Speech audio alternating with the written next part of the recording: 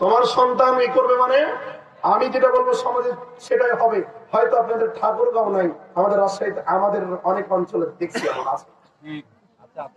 আরে ভাই, তোমার রক্ত যে গরম রেখেছে সেই মালিকটাও কে? আল্লাহ। তুমি যে কথা বলছো গরম দেখে, এই কথা বলার শক্তি দাও দিয়েছে কে? আল্লাহ।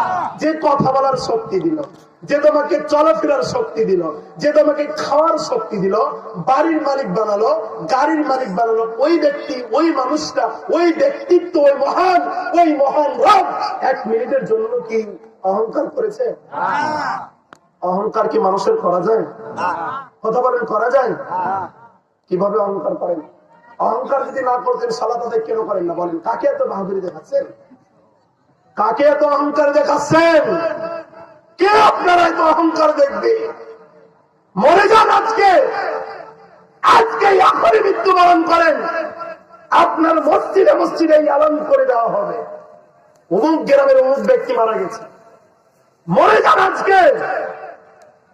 বাসের ঝাড়ে মুরব্বীরা যে বাস কাটবে, আপনার অপরিচিত পরিচিত ব্যক্তিরা ওই বাজার থেকে কাপড়ের কাপড় কিনে নিয়ে আসবে, আপনাকে চকলেটের মতন প্যাকিং করা হবে।